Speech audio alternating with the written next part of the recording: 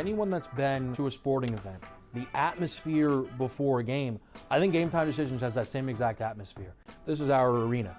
This is what we do. There is going to be an energy to Game Time Decisions that you will feel night in and night out. The excitement you get when you lock your bets in, when you're figuring out what you want to do, we can zone in on the biggest games each night. I want this to be the place that people come to before the games start so they feel as ready as possible to lock in their cards. We are going to hit every single one of those markets that you need to know about. We're gonna go through every single thing, and I've got a great team behind me that's gonna help me get the job done. There is not gonna be a better place, I promise you, than Game Time Decisions to get that new information, react to it, and be able to then bet accordingly. We will have everything at our disposal, and we will use that to our advantage.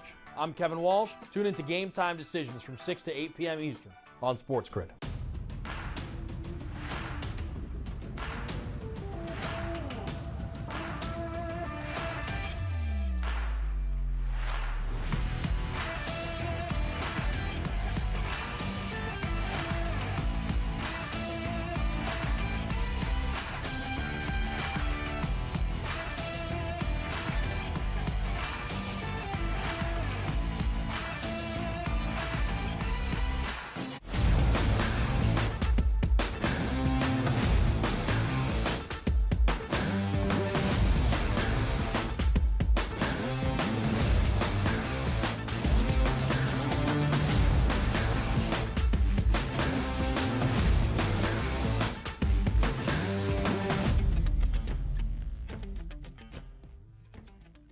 Welcome to a new week that starts right here, right now, live on a Monday morning on the early line on SportsGrid and all across the SportsGrid network. That includes sportsgrid.com/watch, where you can find your favorite destination and consume everything all across the grid. He is Donnie Rightside. I am Ben Stevens. We are here together for the next 3 hours up until 11 a.m. Eastern time to do what we do basically every Monday, starting in early September all the way through early February. That's sit in the armchair and look back on a weekend that was around the National Football League. But it's slightly different now as we look back on a postseason weekend around the NFL. 5 of our 6 games on Wild Card Weekend. A doubleheader on Saturday. A tripleheader, that's 3 on Sunday. A ton of blowouts, except for Sunday Night Football. And still one more game to preview on a Monday night in Glendale, Arizona, between the LA Rams and the Minnesota Vikings to end out the wild card round,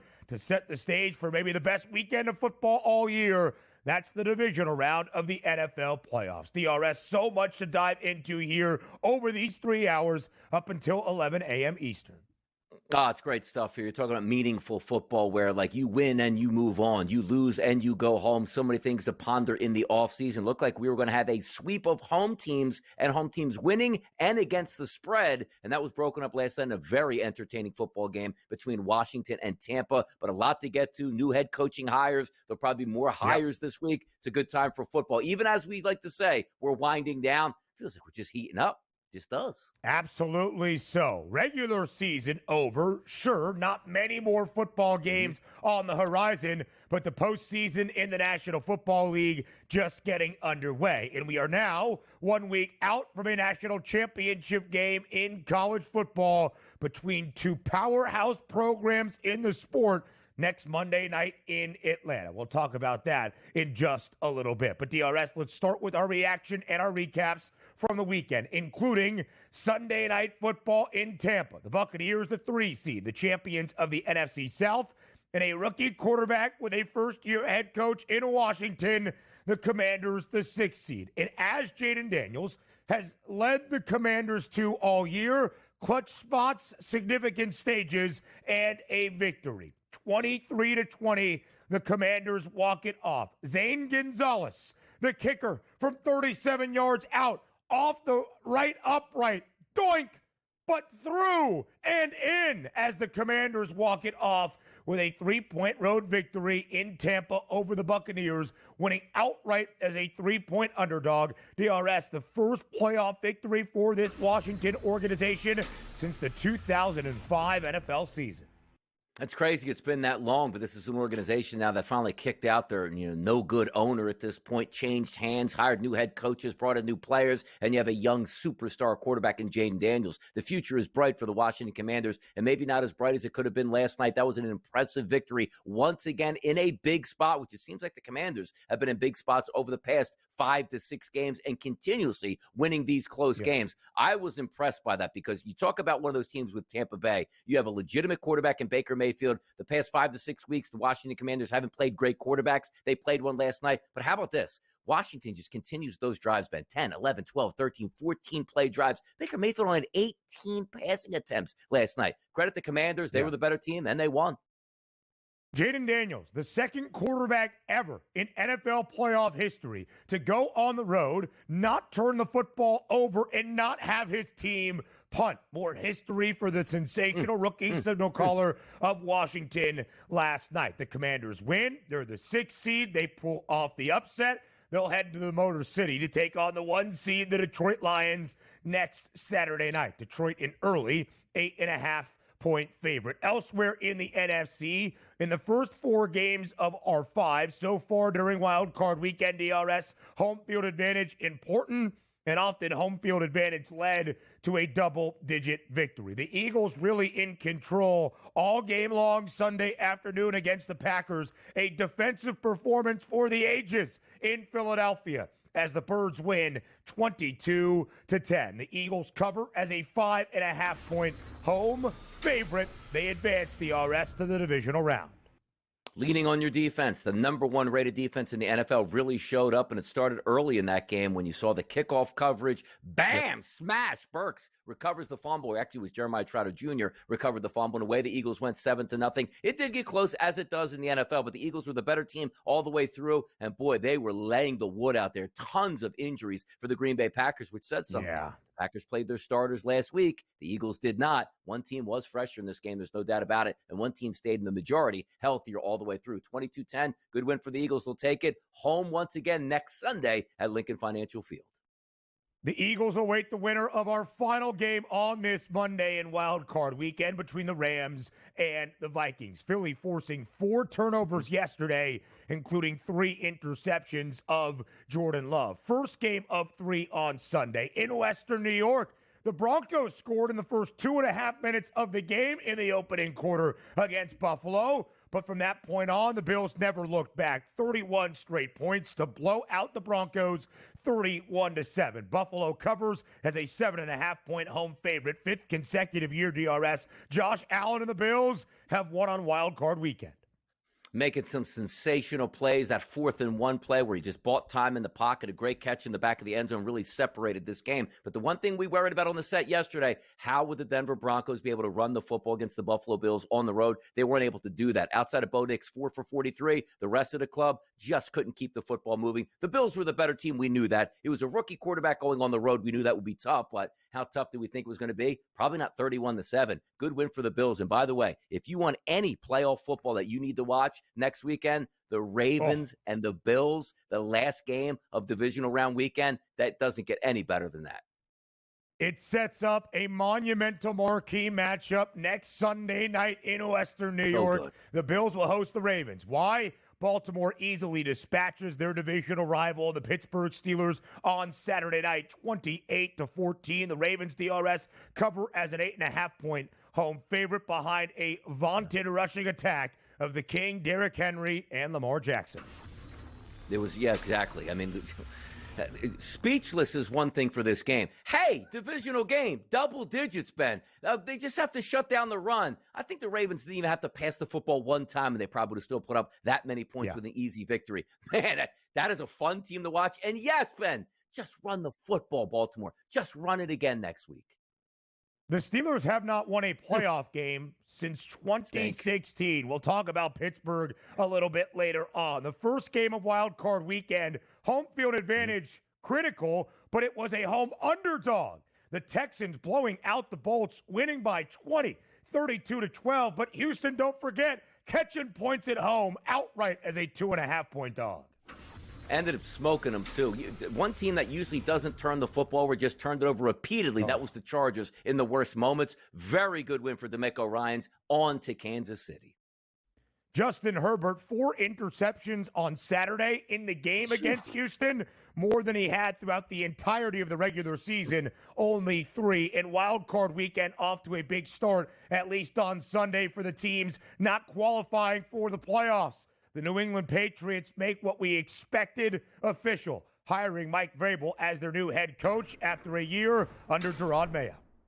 Very good move. A lot of money to spend. A high draft pick. I like everything that I'm seeing right now for the Patriots. A 6-year stint in Tennessee with a winning record before he was ousted at the end of 2023. And now to college football, because the last time DRS and I spoke, we were previewing the Orange Bowl between Penn State and Notre Dame. And on Friday night, it was a Cotton Bowl. Who would see the Irish in a national championship game exactly 1 week from today? Jack Sawyer with a defensive play that will live on forever in Columbus, an 83-yard strip sack and a scoop and score to send the Buckeyes to a national championship game, looking for that first title in more than a decade. 28-14 over Texas. Plenty more for Wild Card Weekend next.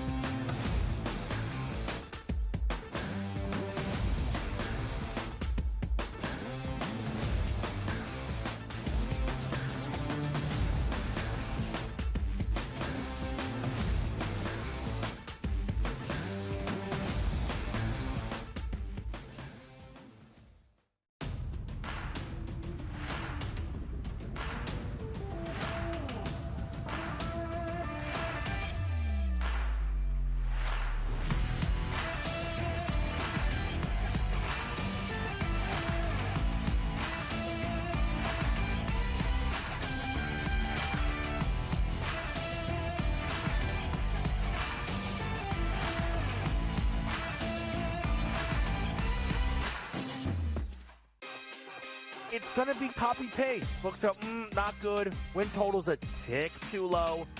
Knock it right over. Make playoff price tick too juicy. Bang it out. Postseason comes around on a tee. Knock their heads off. I don't think the Steelers organization just makes a move to make a move. They have to have, it's like being in the book. You have to know what you're going to move the line to. Game time decisions. Only on SportsGrid. Jimmy Butler wants to leave because Jimmy Butler knows that Riles isn't going to pay him, and he wants to get paid. Simply put, if they would have given Jimmy Butler this contract extension in the summer when he asked, this wouldn't be happening. But Riles did it, and Riles wanted him to play. So now he's disgruntled because he wants out. Betting above the rim. Only on SportsGrid.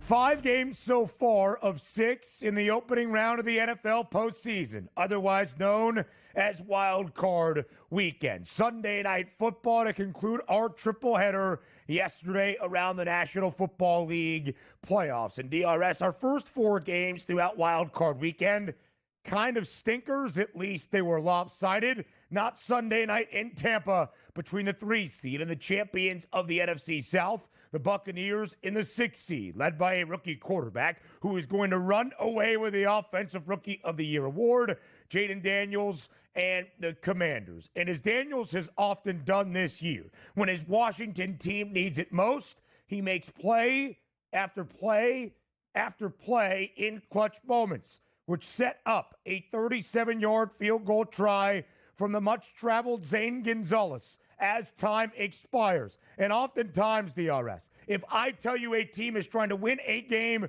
with a field goal attempt and it hits the upright with a doink, that's often a miserable thing in playoff football. But not last night in Florida, as it doinks off the right upright for the Commanders and in. Washington wins in walk-off fashion 23-20, outright as a 3-point road underdog for the Commanders' first win as a franchise in the postseason since the 2005 campaign. Love what I saw last night. And, those quarterbacks that can make plays off schedule. And I'm talking like Josh Allen, you got Lamar Jackson, Jalen Hurts to a bit. But when you take a look at Jaden Daniels, there's times in that football game where you know exactly what they're trying to do. And credit Cliff Kingsbury for buying into this as well. When they're fourth downs, when they're third and shorts, just get the kid outside the pocket. He's faster than everybody. If he wants to make a play, there's probably a chance he can do it all by himself. But also, a couple key points in this game where you're trusting your rookie quarterbacks on fourth down, and it didn't work out, but you still kept going for it and staying aggressive. That's what I love to see. You're talking about Jaden Daniels, who, again, is a rookie in his first career playoff game on the road, trusting him to throw 35 times in that game and also had 13 carries. I like what I see out of that offense. Terry McLaurin with a nice catch early on a dime pass by Jaden Daniels, really setting the tone for this one. The Washington Commanders, not a great defense by any stretch, but Dan Quinn is a great defensive coordinator, getting the most out of those guys. Heck, even Marshawn Lattimore coming back wasn't all that good, and it still didn't matter in that game. The offense was the key, and also opportunistics by forcing a major turnover late in that football game and holding on by driving down the field and kicking that game-winning field goal. They're going to have a really tall task in Detroit, but this team is just learning how to win. And also keep in mind, it wasn't as if you watched that regular season like, hey, man, they blew out bad teams, they lost to good teams. You're seeing them in tight game situations late repeatedly, and they're coming on top more likely than not. That's a great sign here, specifically for playoff football, and it played out that way last night. A first-year head coach in Dan Quinn in Washington, but of course he has NFL experience even in the postseason. But a rookie quarterback in Jaden Daniels, how would he perform back in Tampa, where he made the first career start of his NFL career, and it was the Commanders' worst performance we had seen all season long. Way back in the season opener in week number 1, Washington was blown out by the Buccaneers 37-20 as a 3.5-point underdog. Not last night. Jaden Daniels in command once again. In DRS, moment after moment, he made plays that mattered. A touchdown toss to Terry McLaurin on fourth down in the fourth quarter. His 13th touchdown pass this year in the fourth quarter or overtime.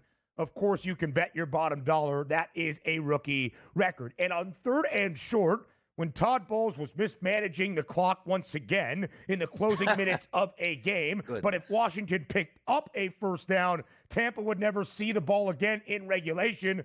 What does Jaden Daniels do? He avoids the tackle of Kalijah Cansey in the backfield and picks up just enough, utilizing his legs to move the sticks. You see the stats from last night for Jaden Daniels, who was Washington's leading rusher with 36 yards on the ground, 268 yards, and 2 passing touchdowns. And DRS did not turn the football over in his first career NFL playoff start. And Washington did not punt the football. They have been aggressive all year, 3 of 5 on fourth down tries last night in Tampa.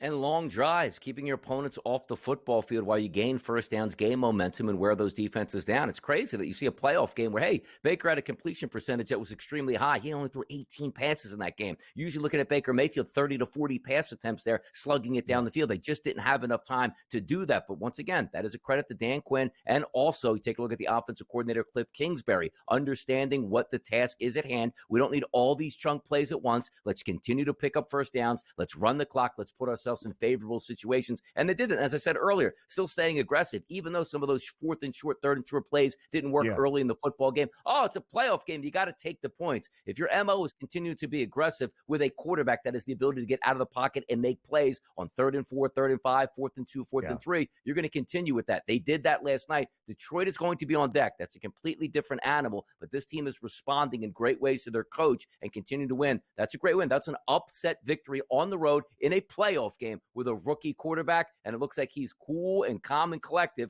We'll see if he can do that same thing in Detroit next week.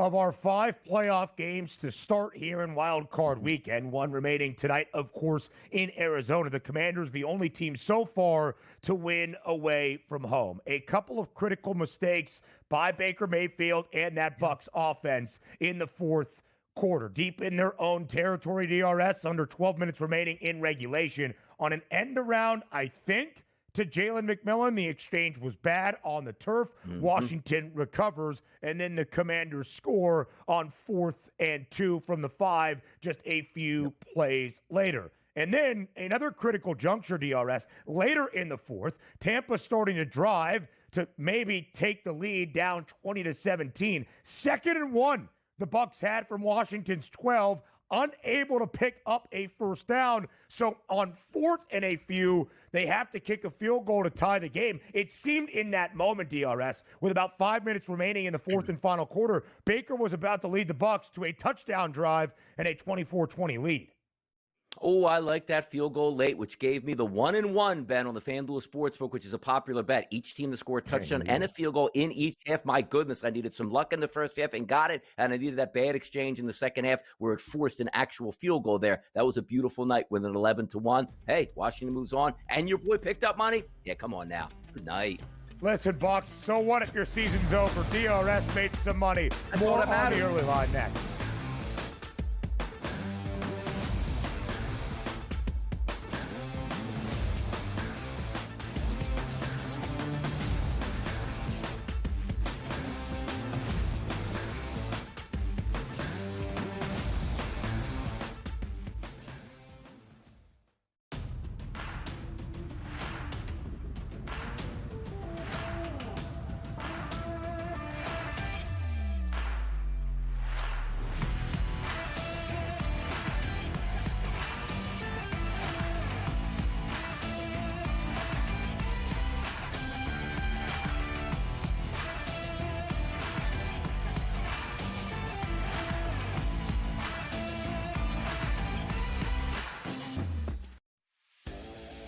Louis Riddick has interviewed for every job in North America. And I'm not just talking football. I'm talking about every business in North America of any kind whatsoever. Tire companies, grocery store CEOs, shopping malls, insurance companies. What job hasn't Louis Riddick interviewed for? Pharrell Coast to Coast, only on SportsGrid.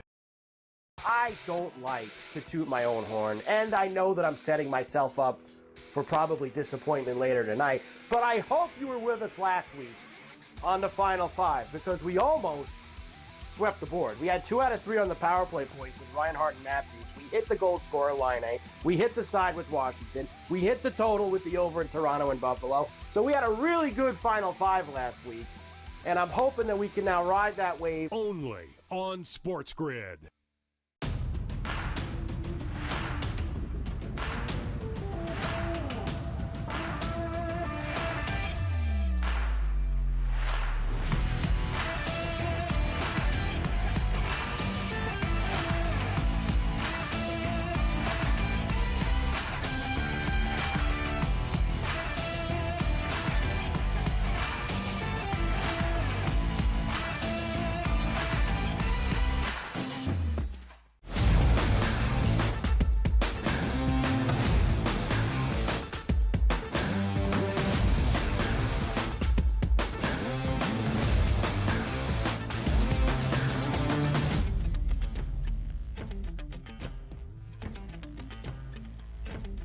We welcome you back to a Monday Morning Live right here on the Early Line on SportsGrid. You can consider this your NFL playoff recap from the first 5 games of Wild Card Weekend around the National Football League, with a 6th and final on this Monday night out in the desert between the Rams and the Vikings. Sunday Night Football, the Buccaneers on the road went outright courtesy of a doink field goal off the upright and in from Zane Gonzalez, but the Commanders, the only team to win on the road so far throughout Wild Card Weekend. Home field advantage in our first 4 matchups, decisive. And speaking of decisive, so were the margins of victories as well, as the Birds win in the city of brotherly love by double digits against the Green Bay Packers 22-10. A defensive display out of Philly, which has really been the anchor DRS for this Eagles team for most of the season. They cover as a 5.5-point home favorite. A total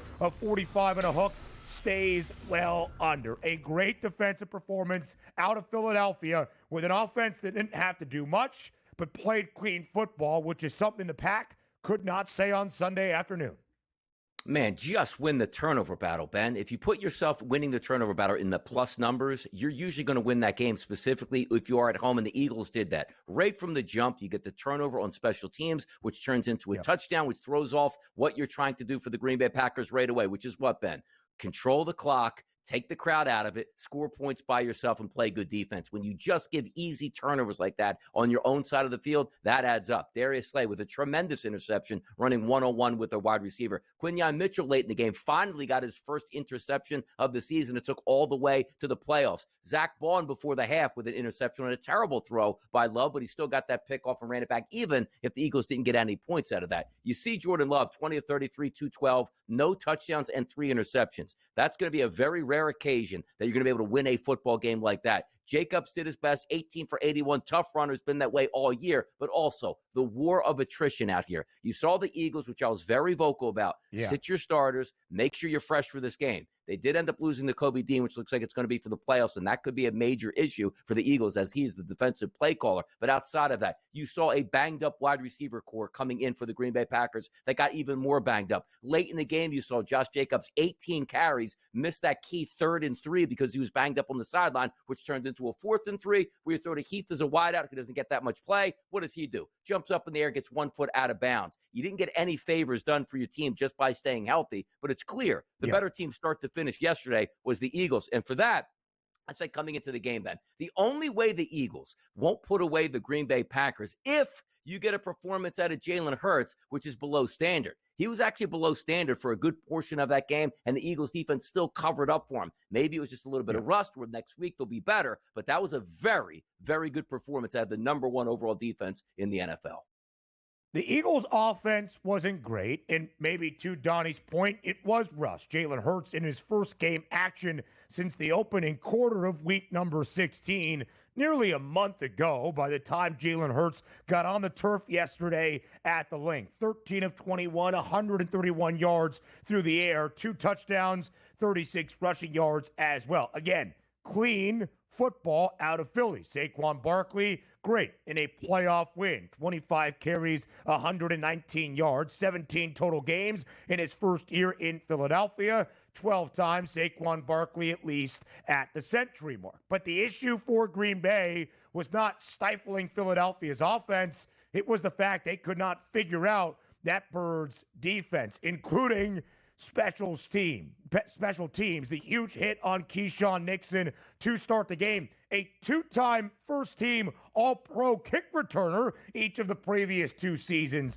by the way, that led to Philadelphia's touchdown only 3 plays later. All day for Jalen Hurts to hit Jahan Dotson in the back of the end zone.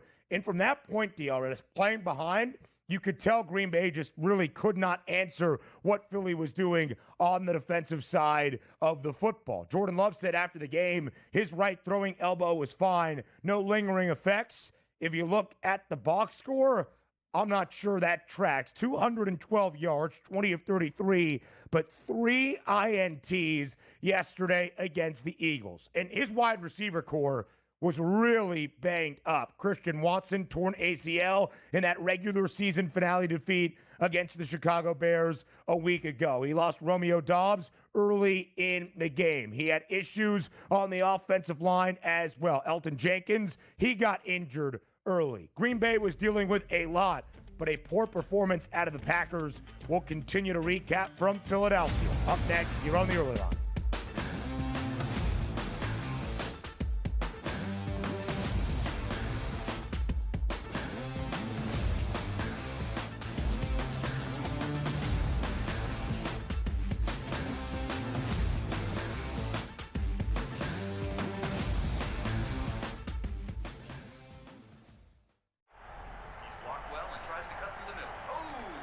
Your gut says Miami is going to win, and you should take the over.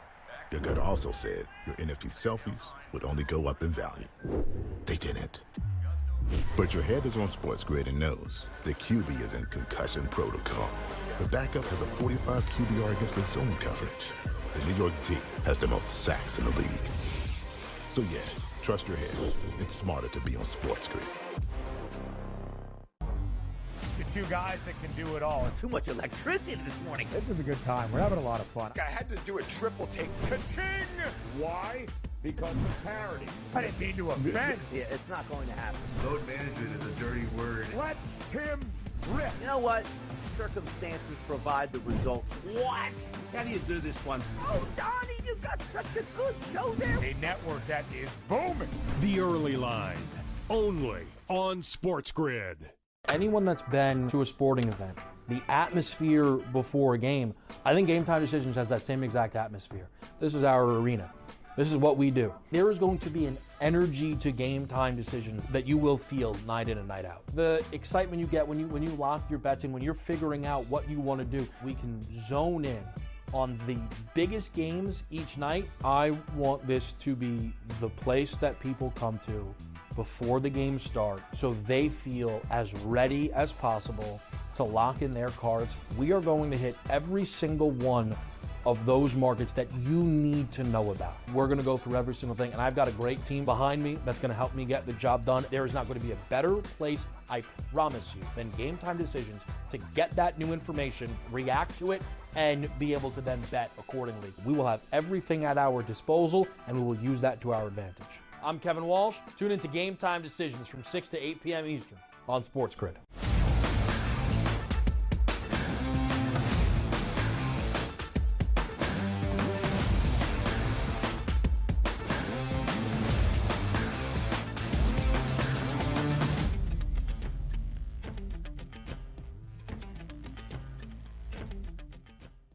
Yesterday in Philadelphia, in our second of 3 games on a triple-header Sunday of NFL playoff action, our first of 3 in the NFC, it was an Eagles defense that had all the answers in containing Jordan Love and Green Bay, and a Packers offense that really could not figure anything out, leading to 3 interceptions thrown by Jordan Love yesterday against Philadelphia. Only 10 points for Green Bay. Philly wins 22-10, covering as a 5.5-point home favorite. A total DRS of 45 and a hook stays well under. Jordan Love said after the game his elbow wasn't really an issue. Of course, he exited the regular season finale a Sunday ago at Lambeau against the Bears. Do you take him at his word that it wasn't really his elbow, just the Eagles defense that caused all the issues yesterday in the wild card playoff game? Yeah, a combination of both, because it wasn't like, hey, the Eagles defense finally rose up. No, they've been there all year long. The best cover secondary in football. It's hard to throw, and that's where you saw 3 interceptions for the Eagles being ball hawks yesterday. But the one thing I do sometimes let the younger quarterbacks off the hook. It's a tough environment. You were the underdog. I understand that. Things didn't work out your way, but you certainly added to the avalanche for Jordan Love in big moments, getting those turnovers. But also, I do understand where you're asking teams like the Philadelphia Eagles early in the season, hey, man, they got blown out in Tampa Bay. Yeah, when you don't have any wide receivers for your quarterback, what do you expect them to do in big moments against a quality opponent? Now, next year, because I know like the Packers, disappointing end of the season, get the kid some wide receivers. If you just go, hey, well, Watson's going to come back next year. The guy's injured all the time, every game, it feels like here. Get him a legitimate number 1 wide receiver along with Josh Jacobs. Then we'll start to grade Jordan Love. It's not one of the things, well, hey, Tom Brady won with Deion. Stop the madness. Tom Brady's the best quarterback of all time. If a young quarterback does not have weapons, he's probably not going to succeed. Get him some legitimate weapons, not 6 guys that do the same exact thing, and each one of them can be interchangeable parts in a West Coast offense. That's when I'll judge Love. He wasn't good yesterday, but neither were the players around him. Jordan Love threw an interception in his first 8 games played in 2024, then did not turn the football over in his final 7, entering the playoffs. So yesterday, the 3 INTs, costly. To Donnie's point, a lot to like in Green Bay. Second year with Jordan Love as the true starter. He won a game on the road in the postseason last year against the Cowboys before faltering against the 49ers. And, of course, not a good performance yesterday. But I do believe there are some questions, and you heard from Josh Jacobs after the game. What is the next step for this Packers organization, this group of Green Bay Packers?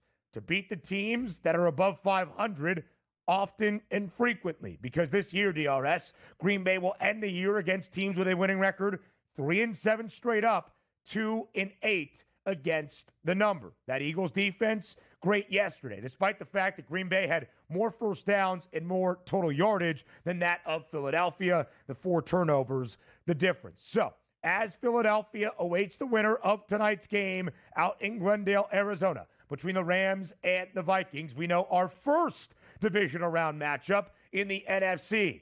The number 1 seed, the Detroit Lions, on Saturday night in the Motor City, will host the Commanders. An 8.5-point spread in favor of the Lions. Again, Philly awaits the winner of tonight's game between the Rams, the 4 seed, the champions of the NFC West, and the top wild card team, that being the Minnesota Vikings. As we look at the NFC Championship odds, the RS, still really as it was entering the postseason, a tier of 2. We are still expecting a Lions-Eagles matchup in Detroit to determine the NFC title winner. Plus 120 on Detroit, plus 195 on the Birds, only 75 cents back.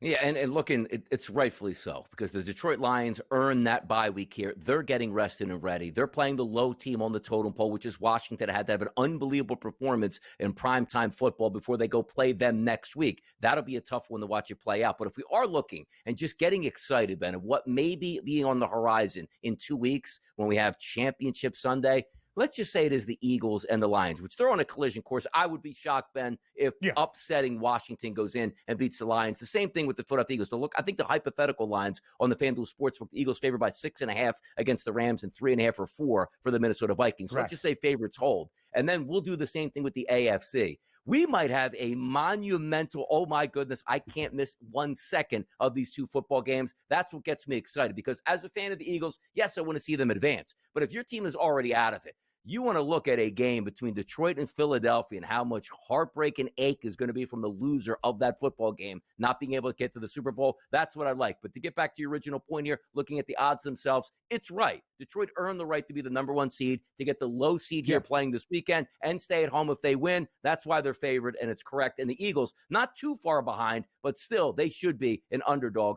to the Detroit Lions. The Lions are the largest favorite of divisional round weekend. More than likely, that is going to remain regardless of what market movement we see this week or the result tonight in between the Rams and the Minnesota Vikings. To Donnie's point, in the hypothetical matchups, that projected divisional round game in Philadelphia at Lincoln Financial Field, the Eagles would be a 3.5-point favorite. If it is the Minnesota Vikings, a 6.5-point favorite, near a full touchdown against the LA Rams. And again, you saw those prices on the Vikings and the Rams, and they differ by $8 right now to contend actually for a conference championship. DRS, of course, tonight's game between LA and Minnesota will be played in Glendale, Arizona, at the home of the Arizona Cardinals because of the ongoing and devastating wildfires in Los Angeles. Our thoughts, our hearts, our prayers with everybody out there in the city of Angels. An emotional night, no doubt, between the Vikings and the Rams on this Monday Night Football finale to end out Wild Card Weekend. And not projected, but the line tonight, Minnesota is a slight favorite, laying 2.5 points. That is the bracket in the NFC as of right now. Donnie, yesterday we just talked about it for the Eagles. A decisive victory, but mainly based on the defense. The first time we had seen Jalen Hurts since week number 16, out of concussion protocol this past week, back at practice, and did look okay, but the Eagles offense did not provide much yesterday against that Packers defense. Anything that as a Birds backer and fan you are concerned about in the long term for Philadelphia truly being able to knock off Detroit and win an NFC championship on the offensive side of the football? Jalen Hurts does have to get better, but I do think the Packers' defense overall for the season was better than the Detroit Lions, particularly down the stretch when the Lions got a little bit more injured. But they are starting to get players back. We're talking about Detroit. But it was expected. And again, the talking points this week for me weren't that the Green Bay Packers were a better team, and if they play well, they'll beat the Eagles. It was the Eagles being the better team at every single position, just not giving the football game away. And it turned out the Green Bay Packers gave the football game away, and you'll take that. But the one thing we do understand is Jalen Hurts, 13 of 21, 131, 2 touchdowns, no interceptions. That's all fine because you win the turnover battle. But you're going to need him to step up in big moments. You are way too talented, Ben, at tight end, at wide receiver, not to just pick your spots and dominate, because those guys on the outside, they're open. You just got to get them the football. There were a couple questionable plays out of Jalen Hurts yesterday, but those questionable plays weren't turnovers like you got out of Love. That's why the Eagles won. But in order to beat Detroit in Detroit, you can't be 13 of 21 for $131. You better be 26 of 32 for 275 plus with no turnovers. Again, not a ton of offense out of Philadelphia. 2 touchdowns thrown by Jalen Hurts. Did not turn the football over. That is always a key recipe. 13 of 21 for Hurts, 131 yards. A touchdown toss to Jahan Dotson. 3 plays after that opening fumbled kickoff return by Keyshawn Nixon for Green Bay. And then midway through the third quarter, Dallas Goedert down the sideline, absolutely stiff-arming and running over people to get into the end zone for Philadelphia. Saquon Barkley, great on the ground yesterday. 25 carries, 119 yards. 12th time in 17 full games this year for the Birds at the century mark or greater. Of course, he did not play Week 18 in the regular season finale. In the hunt for history and maybe to be the new single-season all-time rushing yards leader in the NFL, but ready for the postseason. We saw it yesterday at the Link. Now we go over to the AFC. Our first game of Sunday in Orchard Park. Bills, Broncos, next.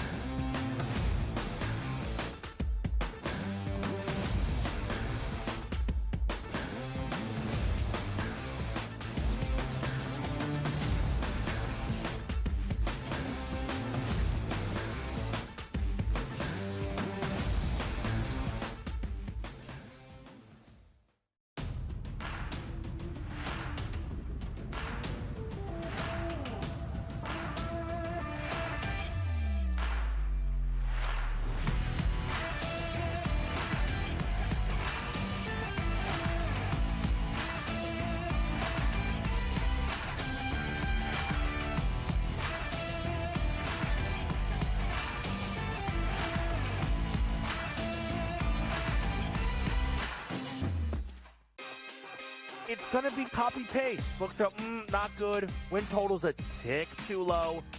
Knock it right over. Make playoff price tick too juicy. Bang it out.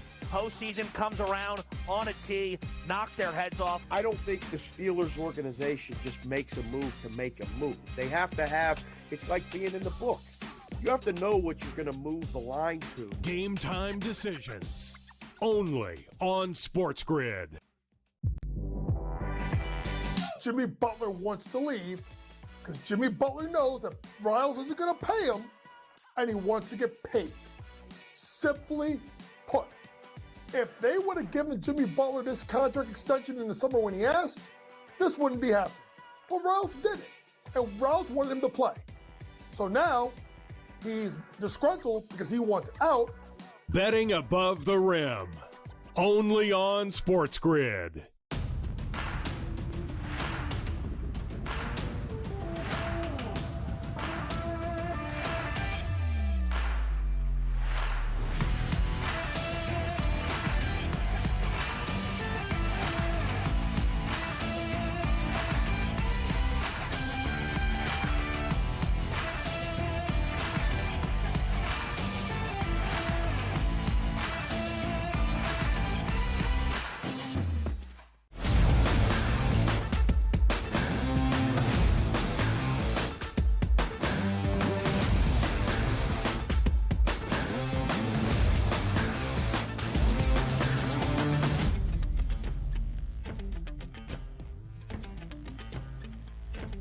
To start off a triple header on Wild Card Weekend on a Sunday around the NFL postseason, it began in Orchard Park, New York. The Buffalo Bills, the 2 seed, the champions of the AFC East for a 5th consecutive season, hosting that final at-large wild card team, the Denver Broncos, with a second-year head coach in Sean Payton and a rookie quarterback in Bo Nix. Second year for Sean, of course, in the Mile High City. In early DRS, As some projected the Broncos maybe to keep this game at least within striking distance, it seemed as though Denver would. 2.5 minutes into the game, the Oregon teammates, Bo Nix to Troy Franklin, a 43-yard touchdown strike. The Broncos led 7-0 in Western New York. Maybe this Denver team had some juice. From that point on, the Broncos never scored again. In Buffalo, scored 31 straight points to blow out the Broncos 31-7. The Bills cover as a 7.5-point home favorite. A total of 48 and a hook stayed well under. Fifth consecutive NFL season, the Buffalo Bills have won a playoff game on Wild Card Weekend. Stay unbeaten at home, too. But also, like, before I even got to my car after the show was 7, I was like, ooh, look at this. Yeah. Underdog Denver going to provide some fight in this game, and they certainly didn't in the second half. But understand this, too. Denver had a chance to kick that field goal before the half, which I think hit the upright as well, which would have made it 10-10 and maybe gave them a little bit more momentum. But the second half was completely on Josh Allen. And the one thing understanding, when you get to the playoffs, everything is off the table. You're not worried about what's going to happen next week, saving your guy from week 11 because you need him for a playoff run. James Cook, Ben, usually averages, 12, 13, 14, maybe 15 carries a game if it's a good day for him. He gets 23 carries for 120 yards, 5.2 yards per carry, and a touchdown. And you knew Josh Allen was going to chip in with his close to 50 yards and or more. The only thing probably shocking is he didn't run one in himself. But if you're going to get that type of performance out of James Cook, which we saw him take that next step as an elite back in the NFL this year, I like the chances because a quarterback's best friend is, wow, I have a running back that can take all the steam off me, and I don't have to be the goal line back, the 3rd and 4 back, the guy making all those plays, which I typically do. That's huge. And by the way, 20 of 26 for 272, 2 touchdowns and no interceptions, a passer rating of 135 and a QBR of close to 88 for Josh Allen. These are the expectations set for an MVP-style quarterback. He delivered that yesterday. The stakes get higher next week, but this was a great win for the Buffalo Bills against a chippy Broncos team with the MO of, we'll beat the teams we're supposed to, but the teams we're not supposed to beat usually turned out that way this year. But that's a rookie quarterback on the road with his first start. The future is bright for Denver, but the time is now for the Bills. There's a lot to like if you are in Denver. Second year under Sean Payton, a Broncos team with a rookie signal caller in Bo Nix that took his lumps in the first few weeks of his NFL career, learned from it on the fly and in the fire.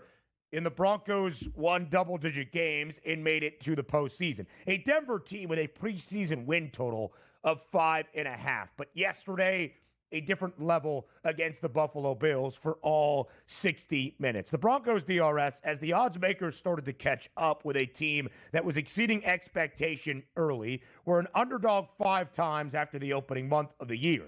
They were 0-5 straight up. They were 1-4 against the spread. The only cover, a game they actually probably should have won in Arrowhead, that blocked field goal at the end against KC. The Bills, as the favored side this season, 9-5 against the spread.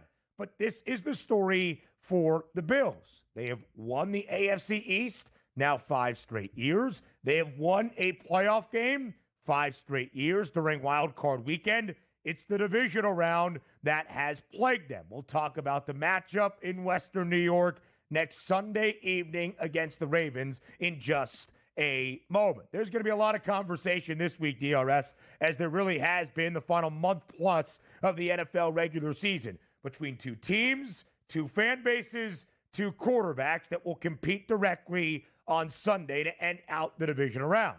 Buffalo's Josh Allen, MVP frontrunner, Lamar Jackson of the Baltimore Ravens, reigning MVP winner, an AP All-Pro first-team quarterback as of late last week. But Josh Allen yesterday against Denver, 20 of 26, 318 total yards, 272 through the air, 46 on the ground, and 2 touchdowns throwing. The Bills were only up by a single score, 13-7, with just about 3 minutes remaining, Donnie, in that third quarter. 4th and 1, the Bills decide to go from Denver's 24-yard line. They actually look to throw. Josh scrambles, takes his time, sets in the, outside the pocket, and then throws one to Ty Johnson that was called and upheld as a receiving score. Knee, thigh, backside, I guess it was all down before an ankle hit the back white of the paint, but that was a huge moment for Buffalo to extend a lead and never look back. Ty Johnson has done a little bit of everything this year for the Bills, and James Cook paid it off with a touchdown as well. I just had to look this up. James Cook scoring yesterday. 16 rushing touchdowns this season throughout the regular season. Tied for first in terms of rushing scores this year in the NFL. Last year, DRS, Cook played in all 17 games, had 1,100 rushing yards on the ground. Only two rushing scores for James Cook. He had 16 this season for Buffalo. Yeah, that's what I was talking about, his ascension to being a true elite number one running back, which is something Josh Allen absolutely has to love. But you like the spreading of the wealth at wide receiver. And also, hey, welcome back to the show, Curtis Samuel, with a monster touchdown of 55 yards to really get the party started in Orchard Park. The one thing that is interesting, you made that trade this year because Amari Cooper was supposed to fill in as that veteran number one. Has a little bit of off-the-field problems there. Hope everything's straight in his life at that point. But on the field, it just hasn't really worked out to what they anticipated he could actually be. If there is a chance that he can step up and be that elite number one and get right sooner than later, that's really going to help that offense. We know Shakir is going to be a target monster. By the way, 6 targets, 6 catches for 61 yards. That's a slot wide receiver that's certainly in his bag. But for me, the Buffalo Bills will go as far as Josh Allen takes them. The same way with the Ravens will go as far as Lamar Jackson, that ground game, takes them. They'll square up. And this is why you play all of those games in the regular season, to get this game in your building. The atmosphere, unrivaled, unmatched this weekend in Buffalo. It is going to be a near pick'em. Right now, the Ravens are a minus 112 money line favorite for Sunday night to end out the divisional round of the NFL postseason. Minus 112 the flock, minus 104 on the other side for the Bills. How this wonderful divisional round game came to be after Saturday night in the Charm City. Next.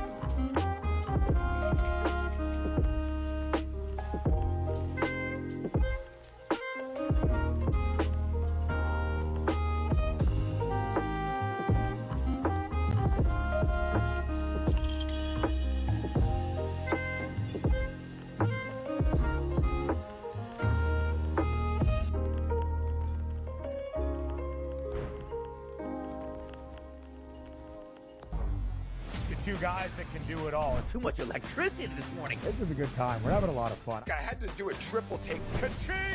Why? Because of parity. I didn't mean to offend. Yeah, it's not going to happen. Load management is a dirty word. Let him rip. You know what? Circumstances provide the results. What? How do you do this once? Oh, Donnie, you got such a good show there. A network that is booming. The Early Line, only on SportsGrid.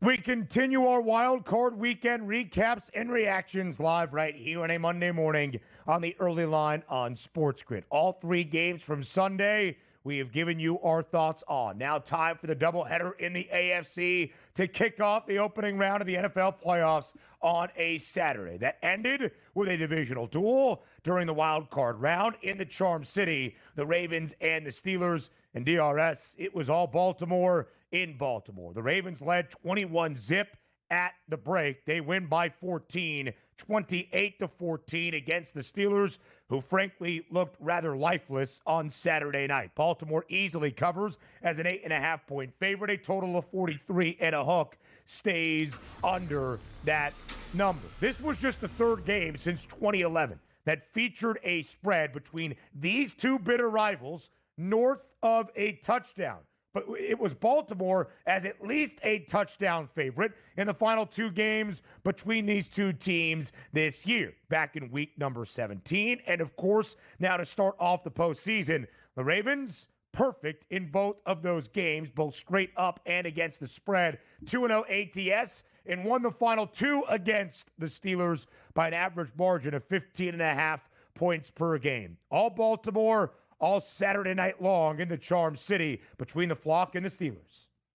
You know, usually you look at the Pittsburgh fan base, right? 6-time world champions. That's what they're used to doing. They play for Super Bowls, iconic teams, the Steel Curtain of the 70s. You know, you had some lulls in the 80s, got the teams back in the late 90s, some Super Bowls in the 2000s. But then you take a look at what actually happened on Saturday night. Because Pittsburgh Steelers fans, you're always built on playing great defense, getting after it, being physical. It's one of the best rivalries over the past 25 years, no doubt about it.